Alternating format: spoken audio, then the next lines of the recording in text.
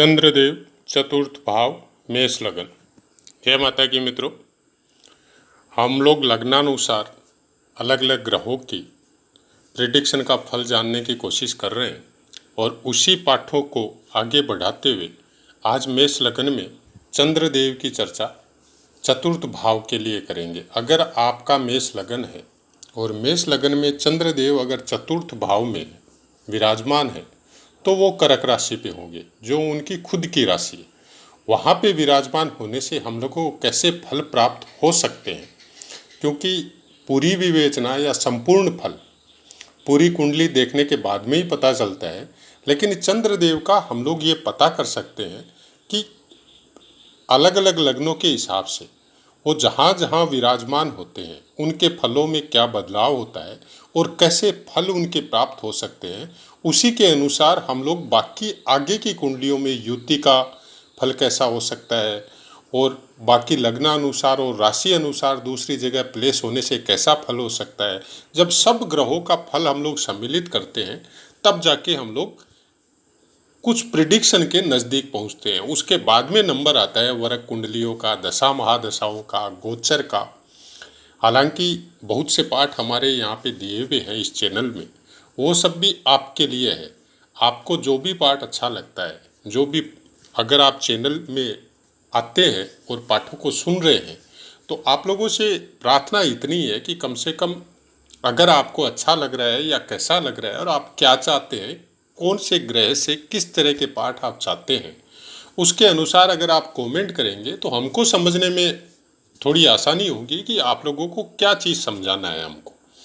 हालांकि ये सब पुस्तकों में आपको मिलता है, लेकिन पुस्तकों में एक सिंपल एक श्लोक के हिसाब से उसका अर्थ मिलता है और उस श्लोक के हिसाब से जब अर्थ को हम लोग प्रिडिक्शन में लेके जाते हैं तो बहुत कुछ चेंज हम लोगों को देखने को मिलता है। इसलिए हर पाठ में हम बोलते भी है कि आप अपना अभ्यास जरूर करें। बगैर अभ्यास के कोई भी ज्ञान कभी कंप्लीट नहीं होता है। हालांकि ज्योतिष एक ऐसा ज्ञान है कि आप कितनी भी यात्रा करो, इसमें रोज़ नई नई चीज़ें समझने को, पढ़ने को, देखने को मिलती है। तो अपने दिमाग को एक जगह फिक्स करके रखना ज्योतिष में पॉसिबल नहीं है। आप अपने दिमाग को हमेशा उस लाइन में एप्लीकेबल रखना पड़ेगा कि जो भी नया चीज़ आए उसको स्वीकार करें, और वो भी अभ्यास के द्वारा। केवल ऐसे ही नहीं कि हमने या किसी ने बता दिया और उसी अनुसार आप स्वीकार कर रहे हैं, नहीं। कोई भी ज्योतिष की पुस्तक हो, ज्योतिष का चैनल हो, वो आपको एक रास्ता दिखाता है। उस रास्ते के हिसाब से उस रास्ते पे चलना आपको अपने बलबूते है। कोई भी आपको अंगुली पकड़ के और लास्ट मंजिल तक नहीं लेके जा सकता। सबको अपनी अपनी यात्रा अपने अपने वे के अनुसार करनी पड़ती है। तो चलिए, जैसा कि पाठ का नियम है, सबसे पहले चर्चा कर लेते हैं नक्षत्रों की। तो कर्क राशि के अंदर पुनर्वसु नक्षत्र का चतुर्थ चरण आएगा, जिसका स्वामित्व गुरुदेव के पास है। उसके बाद में पुष्य नक्षत्र के चारों चरण आएंगे, जिसका स्वामित्व शनिदेव के पास है। उसके बाद में अश्लेषा नक्षत्र के चारों चरण आएंगे, जिसका स्वामित्व बुध देव के पास है। अब अगर कर्क राशि में आपका चंद्रमा मान लीजिए 12 डिग्री पे प्लेस है, तो आप कैसे जानेंगे कि वो कौन से नक्षत्र में है? इसका बताने का मतलब इतना ही है। तो पुनर्वसु नक्षत्र का एक चरण मतलब 3.20 डिग्री तक होने से पुनर्वसु में मिलेगा आपको चंद्रमा। अगर चंद्रमा 3.20 डिग्री से लेके और 16.40 डिग्री तक अगर प्लेस है आपका, तो फिर वो चारों चरण पुष्य के किसी भी चरण में आ सकता है। वो 3-20 के हिसाब से आप डिवाइड करके और उसके उस अंशों के हिसाब से आप पता कर सकते हैं कि हमारा चंद्रमा कौन से नक्षत्र में है। हालांकि आजकल कंप्यूटर का ज़माना है, तो आप सॉफ्टवेयर वगैरह में कुंडली मारते हैं तो आपको हाथों हाथ पता चल जाता है कि कौन से ग्रह कौन से नक्षत्र में है। फिर भी जो ज्योतिष के विषय में जो पढ़ना चाहता है, जो ज्योतिष की जानकारी रखना चाहता है, उनको ये सब चीज़ें जो प्रिलिमिनरी स्टेज की है वो पता होनी बहुत ज़रूरी होती है। अब बात करते हैं नवमांश की। कर्क राशि में चंद्रमा अगर 3.20 डिग्री तक है तो आपका कर्क का ही नवमांश में रहेगा, और इसको देव नवमांश बोला जाता है। ये बहुत अच्छा योग कारक हो जाता है, कारण अपनी राशि में चंद्रमा बैठ के अपने ही नवमांश में रहने से फिर वो वर्गोत्तम हो जाता है। और वर्गोत्तम कोई भी ग्रह हो, वो आपको कभी खराब फल नहीं देता है, वो बहुत अच्छा फल प्रदान करता है। उसके बाद में 3.20 डिग्री से लेकर 6.40 डिग्री तक वो सिंह के नवमांश में आ जाएगा। 6.40 डिग्री से लेके 10 डिग्री तक कन्या के नवमांश में आएगा और 10 डिग्री से लेके 13.20 डिग्री तक तुला के नवमांश में आएगा। 13.20 डिग्री से लेके 16.40 डिग्री तक वृश्चिक का नवमांश रहेगा और 16.40 डिग्री से लेके 20 डिग्री तक धनु का नवमांश रहेगा और 20 डिग्री से लेके 23 डिग्री तक मकर का नवमांश रहेगा और 23 डिग्री से लेके 26.40 डिग्री तक कुंभ का नवमांश रहेगा। 26.40 डिग्री से लेके 30 डिग्री तक मीन का नवमांश रहेगा। इन नवमांशों को आप शुरू से 9 नवमांश को 3-3 की कैटेगरी में डिवाइड कर लीजिए तो आपका स्टार्टिंग से चलेगा पहला नवमांश देव नवमांश, फिर मनुष्य नवमांश, फिर राक्षस नवमांश, उसके बाद में फिर देव नवमांश, फिर मनुष्य नवमांश, फिर राक्षस नवमांश।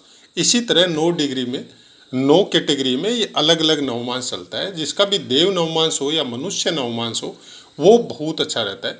लेकिन अगर राक्षस नवमांश है तो ऐसे इंसानों में काम करने की क्षमता बहुत ज़्यादा रहती है, फिजिकली फिटनेस बहुत अच्छी रहती है। वर्किंग प्लेस में ये लोग मतलब अपने काम को बहुत ही ज़्यादा मेहनत लगा के करते हैं।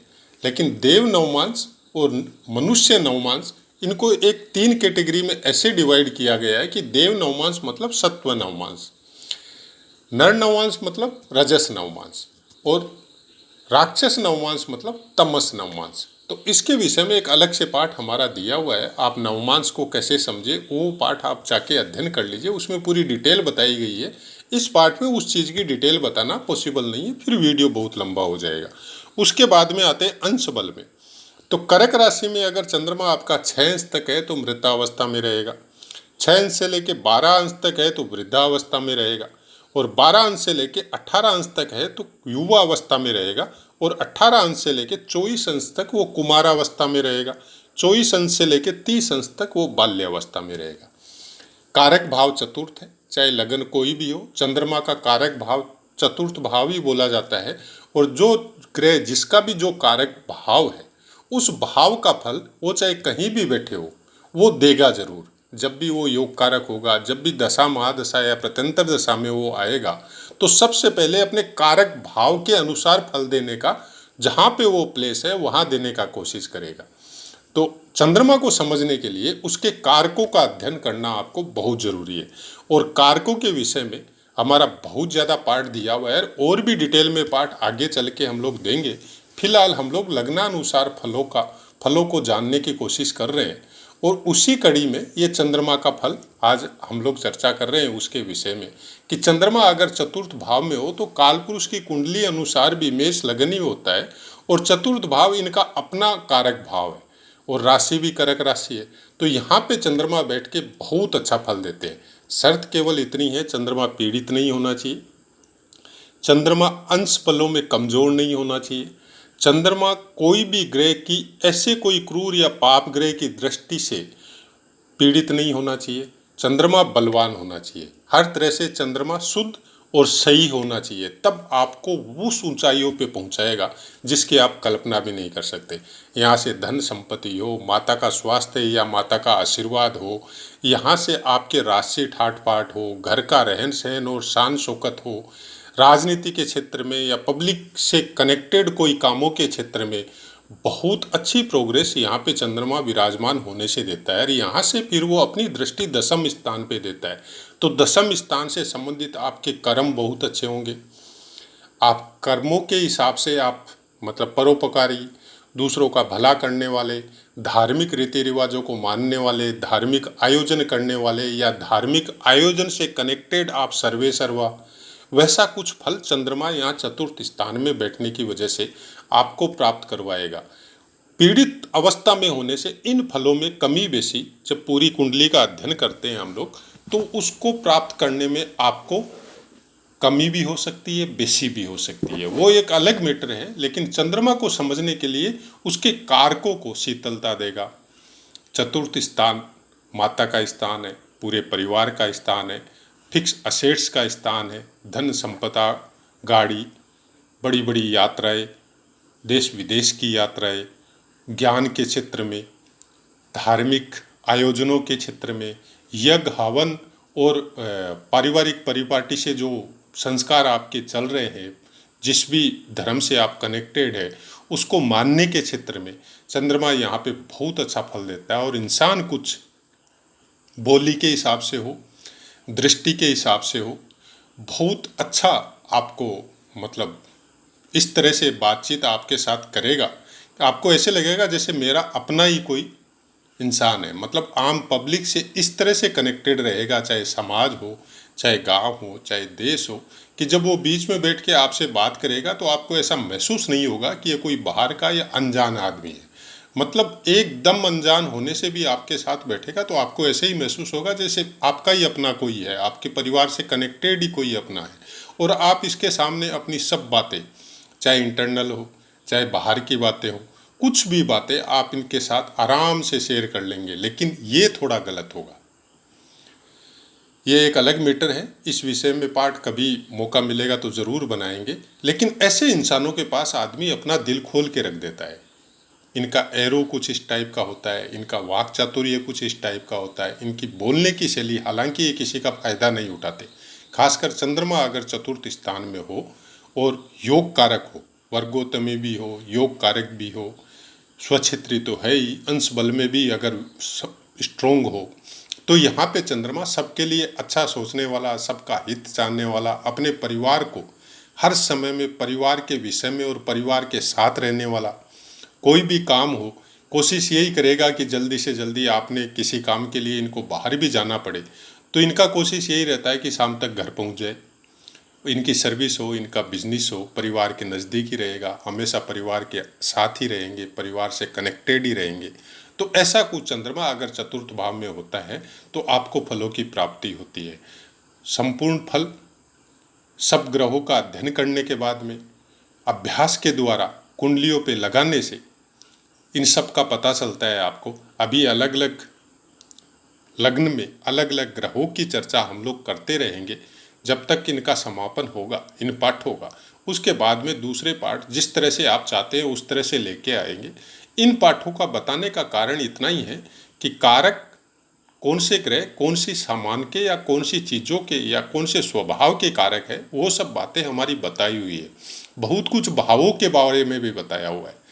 तो कारक चंद्रमा का कारकत्व और भाव का कारकत्व है, उसको मिलाने के बाद में जो प्रिडिक्शन निकलती है, उसी प्रिडिक्शन को अगर हम लोग दिमाग में सेट कर लें तो हम लोग बहुत कुछ उसके बारे में जानने लग जाएंगे। फिर योग, दुर्योग, विष योग, ग्रहण योग, राजयोग, ये सब जानने की इतने नामों को जानने की जरूरत नहीं है।